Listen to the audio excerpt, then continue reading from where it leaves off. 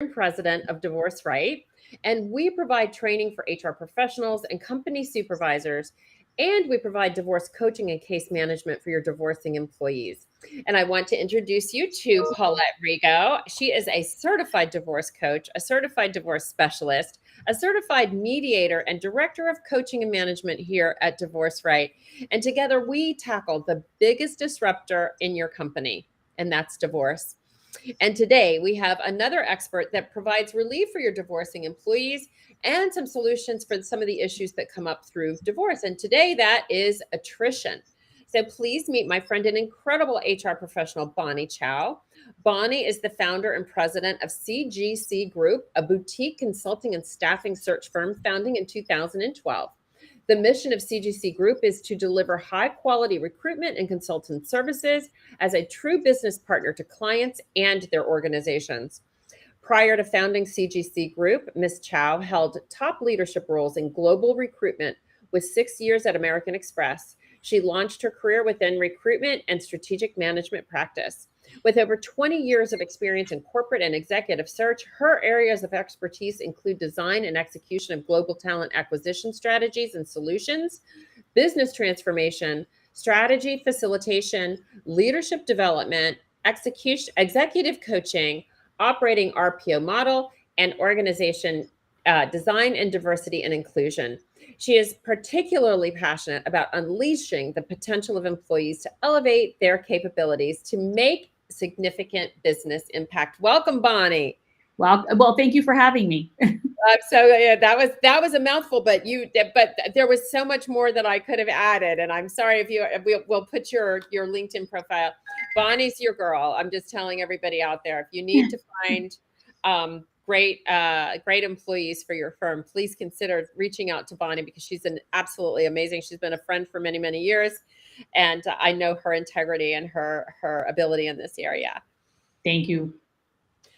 So Bonnie, let's get us started. Yeah, your resume is just a powerhouse, and thank you so much for sharing your time. Your expertise is going to add a substantial value to employers, employees, HR professionals, and people going through divorce, because this is not an easy journey. I know firsthand. So we want to start off with, your expertise and what you should, and from the employee's point of view, what you should or should not share with your employer when you're going through a divorce. What is really important for them to share, and what is important to kind of not share? So that really is a great question, because we want to be careful in the workplace. First of all, divorce affects work performance, and being able to communicate that to your leader is extremely important. And letting them know that you are currently going through a life change, which divorce is, and that it's going to affect you. And it's going to affect because you're going to need time off. You're also going to need some time maybe for delay in performance. You want to be careful what you do and do not share, but it is important to let them know that you're going through something. This is really one of those life changes where it is going to affect a lot of different things within your position. You want to be careful about not oversharing, because you don't want it to be that you're looking for excuses for work performance. You just want to stick to the fact that this is something that you're going through right now. Give expectations on time off, and give expectations maybe on moving deadlines if you need to for different things that you're involved in. So in that sense, it's very important to share that bit of information. And again, just careful with the oversharing. So when you say oversharing, maybe we don't want to give too many details, but can you give us an idea of what oversharing, what that boundary might look like? A lot of times, with such an event like this in the workplace, we're at work most of the time, even though we're all working in a different environment now, working remotely. We're still, we still have that colleague relationship or, that leader relationship.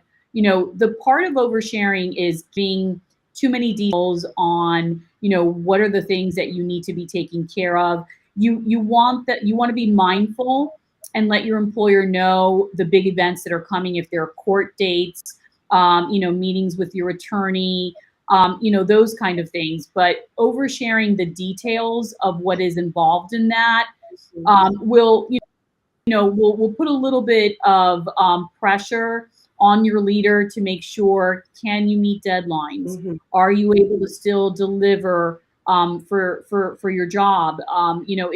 Is work expectation something they should be concerned? So if you keep it to the details of what's involved as you go through this process of divorce, keep the details to those court dates, to those meetings with attorneys, so that they have expectations, you have expectations, but it doesn't become a therapist session with your employees or your employer. It becomes more of making them aware, where you will need time off, or you will need the understanding of your colleagues or your leader that you may have to push some things back. Perfect. Thank you for that. That clarity is huge. So as long as the employee is keeping it more to time, date, and event-based facts, they should be in good shape. Absolutely. As far as that's what to share, right? Right. Yeah.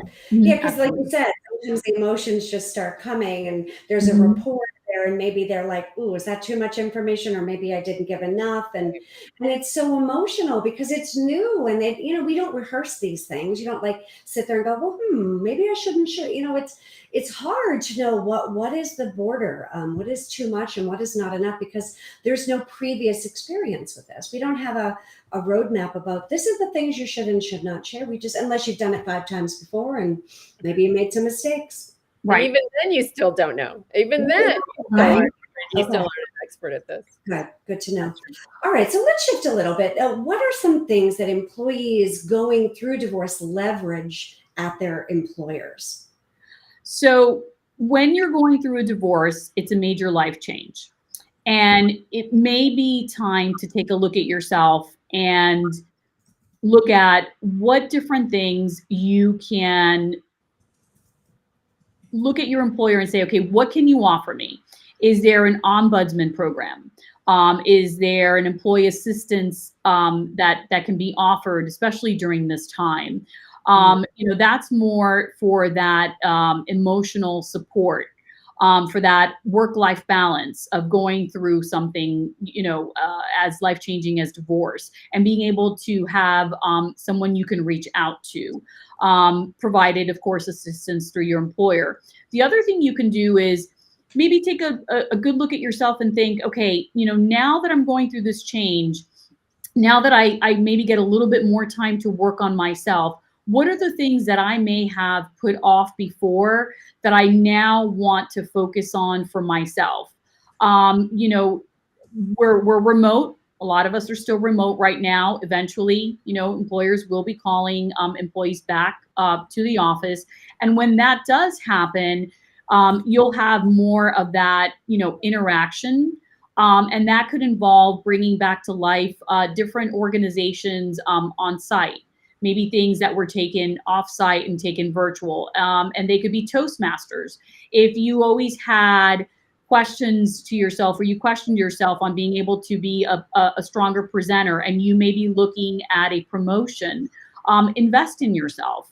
Look at what the company can offer, that's out there. There are a lot of different professional organizations that are brought inside, and that chapters are created within companies to help employees develop those next skills that they need for their next role or a promotion, if that's what they're looking for. So now's a good time to take a look at what is offered to you, not only to help you from a focus standpoint, because again, you're so focused on what it could mean to this change, but what can you do for yourself, and what can the company offer you while you're going through this life event? I can relate to that so many times. I see clients, particularly with ones that I'm mediating or coaching, where they shift their thinking from this isn't what I wanted, but it's coming, and it becomes an eye-opening experience or an eye-opening shift of their awareness of this is the role I've had, And now that this is going to change, it leads to a little bit of a domino effect, of which means this might shift, this might shift, this might shift.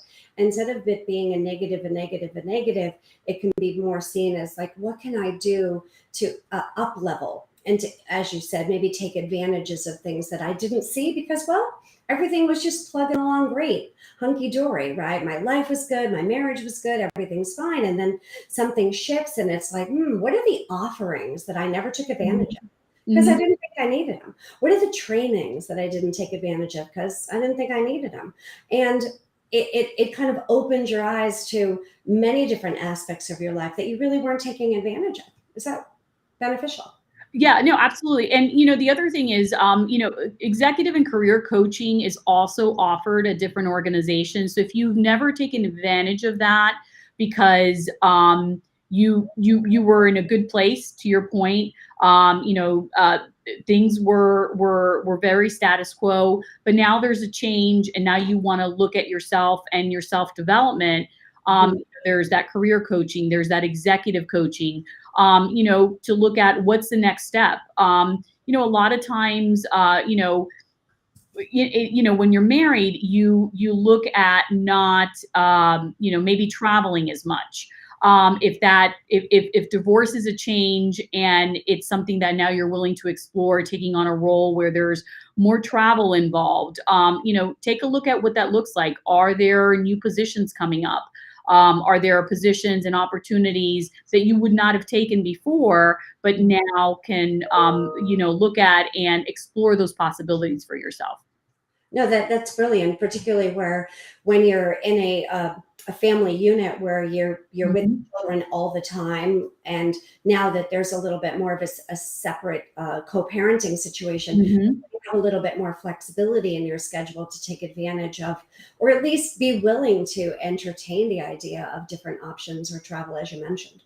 Right. And even from a financial standpoint, you know, going through a divorce, you may be looking at that next opportunity, you know, for more compensation. And that does involve looking at, you know, different opportunities and maybe making yourself available to where you may not have considered that before in the past. And now it's something that you'd like to do. And again, it could be financially driven.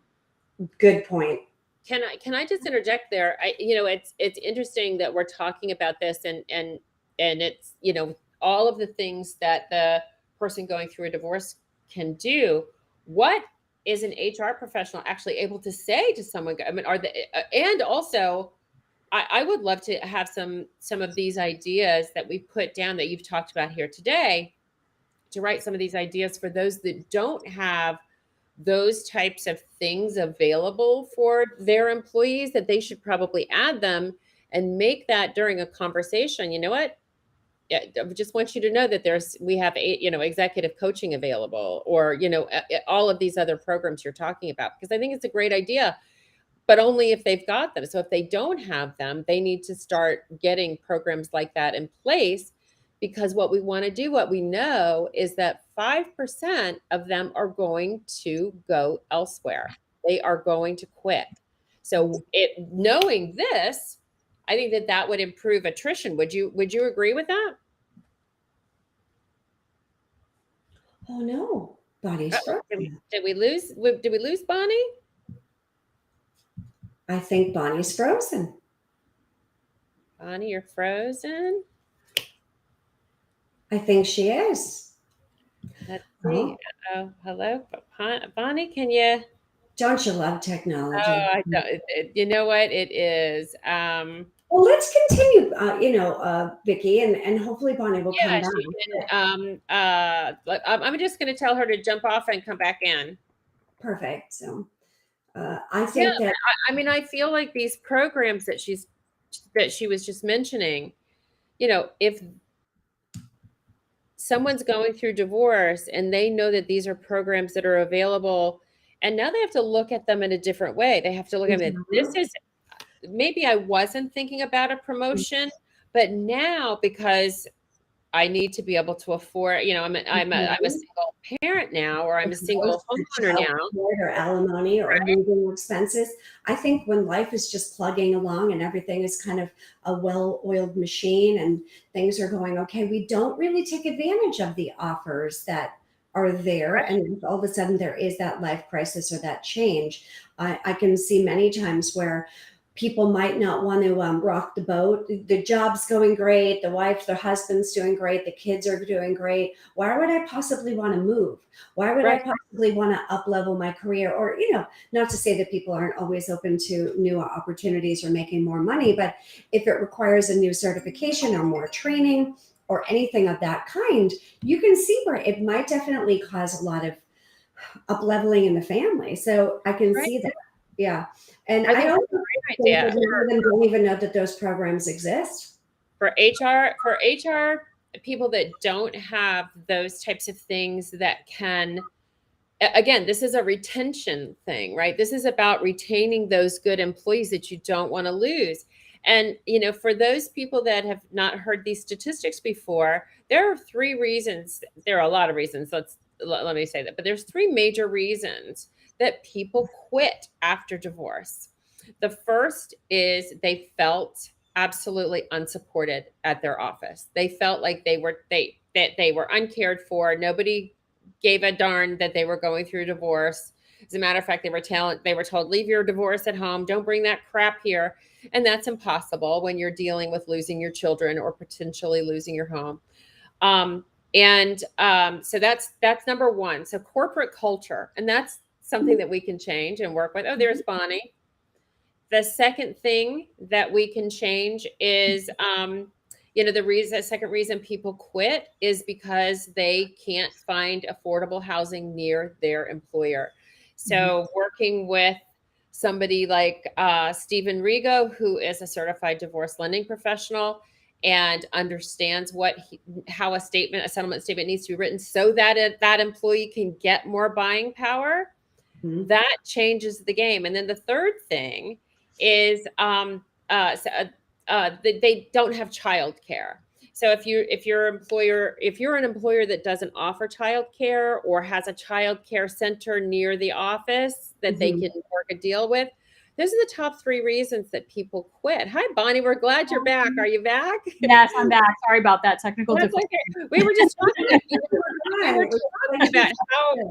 We've been talking about how important those programs you're talking about. If they don't think about offering these to those people that are going through a divorce because they are losing their financial, their financial assistance. They are now, instead of a 2-income family, they're now a 1-income family. Right. They still have to live in the area of their office, so they need to make more money. We can help them by connecting them to the right people to get them more buying power. Right. But these types of programs that you're talking about, I think are terrific for offering to those divorcing employees because God knows they need them the most. And a lot of times what happens is those programs are available and they're usually, you have to check with your HR and when you're going through an event like divorce, it's a perfect time to reach out to HR and say, what special programs are out there for employees? Because a lot of times different companies will reach out to employers and offer special discounts, buying a car, refinancing a car. There's a lot of different programs that are out there, health and fitness, a lot of different things that are out there that sometimes employees, you're so busy in your day to day, it's not one of those things that you think of. But when you're in need of a particular service or a particular product, that's a great time to reach out to HR and say, do we have any relationships or are there any special programs for employees from our company that I can, get a list or see where this is available. Usually it's an employee HR portal. So employees, they should be very proactive when these kind of events start happening and start looking at what that looks like. Yeah, that's the thing. So HR professional here listening, get these. If you don't have benefits that can help you retain these people, because again, the statistic is 5% of divorcing employees quit.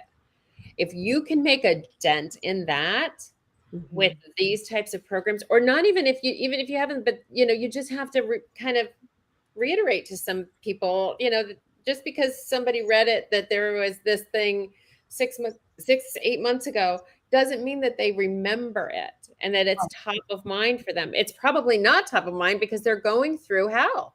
Right, exactly. Right, they're in the middle of a what show, and they need your advice and your help and your support to say, hey, we have this executive coaching program. I think it's a good fit. Mm-hmm. I mean, how amazing would that be? Yeah, talk about loyalty and retention. That's amazing. So Bonnie, last question for you. What advice as a professional who has placed all types of employees in professional and not, what is your advice around this topic? So when someone is going through, it could be, it could be an event, divorce, a lot of different things.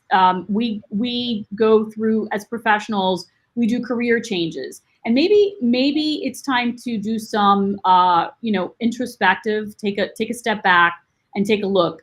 I have this life change. Do I need to do the same thing with my career? Have I always wanted to do something different? Does that mean going back to school? And does that mean looking within my organization where I'm currently working and looking at a different department? So the best advice I can give anyone is if you have this major life change going on right now, would staying in your current position sustain you? If it does, and you're looking for that change, and you want to take that chance to look for that promotion or a different role within your organization, it's hard enough that you're dealing with something so personal and emotional that you have to try and separate from work. But then you look at work and you're in this every day. Does it bring you that does it bring you that completeness to continue because you've had this life change? Or do you start looking at, I always wanted to do something different, or I always wanted to learn something different? So it's kind of going back to that first part of our conversation where you look at, are there other opportunities? And if you are happy in your role, then that's fantastic. You're already in a good place. You're in a job that you love. But if you're not, this might be the catalyst to make you look for something different. Right. I think you're absolutely right, because that is one of the other reasons that people do quit, is they want a change. And if you think about it, these people have been at the water cooler, Mm-hmm. And in their cubicles talking about what's been going on in their life. And I don't know if you're aware of this, Bonnie, but divorce is contagious. So the last thing that you want is for them to be back at that water cooler with all of their friends and talking about how, life is just grand. And I got, $100,000 in mine. And everybody's going, wait, $100,000? I could do that. Well, if she got it, I can get it. Or he got it, I can get it. And and then it becomes this vicious cycle. So sometimes when they are looking for a change, which is one of the reasons that they quit, a change in HR can just be moving them to a different department where they don't know somebody else, where they're qualified for the role, obviously, but to give them an opportunity to get away from those people that they're kind of close with, that they can chat it up. That's literally how it spreads. It spreads by, this is what I got. I'm on a date. Can you believe I'm dating all of these people? And all of a sudden this life sounds really good. Mm-hmm. Right? Because they have to go home and change the baby's diapers and mow the grass and all of that other stuff. And they're like, ugh. Mm-hmm. So having these benefits to help your employees climb that ladder or change that ladder, making that an opportunity as an HR manager to make those recommendations, going through it, yep, for a change. You look at, would you like to see something else? And you want to train for something else? I think that that's a great idea. Thank you so much, Bonnie. This was an awesome opportunity for us to learn a lot about, from the inside, what you saw, Mhm. I think that that was very valuable. Is there any story that you ever heard of, and in when you were back in your American Express days, that around divorce and how it impacted some of the team members around where you are? So I don't, I don't, not necessarily stories, but there were kind of affirmations from people who said, I took on this new opportunity coming into the company because I moved, I went through a divorce, and decided to not only change where I lived but change my job. And they came in with a very eager perspective to take something new on and make it successful. So I said, in that sense, I do remember, if they came in with a life change, coming with just that very open mindedness. I want to learn. This is something new. I'm excited about this new part of my life that I'm starting, and this job coming into this new position is that new opportunity for me as well. Awesome, awesome. Well, thank you so much. We appreciate your time and attention to this important matter. Mhm. And Bonnie, why don't you tell them a little bit about you, how they can get in contact with you, and maybe your website. Sure. So you can go onto our website, which is www.cgcgroup.us.com. And we are a full service staffing company, and we also do consulting. We are looking into starting career coaching. We haven't jumped off that platform yet. But it's in the works. But if there are employers out there that are looking for staffing, or there are employees who want to reach out and see what opportunities may be available to them, they can reach us through the website, send an email through our information portal, and we're happy to reach back out. Awesome. Thank you so much. And everybody, we will see you next week as we bring you information and experts like Bonnie that are in the trenches and work around divorcing employees all day, every day. So, Bonnie, thank you so much for being with us. Paulette, thank you for being such a wonderful co-host. And I will see you next week, 1 p.m. Eastern time, all on all of our social media channels. Bye, everybody. Bye. Thank Thank you. Bye. you.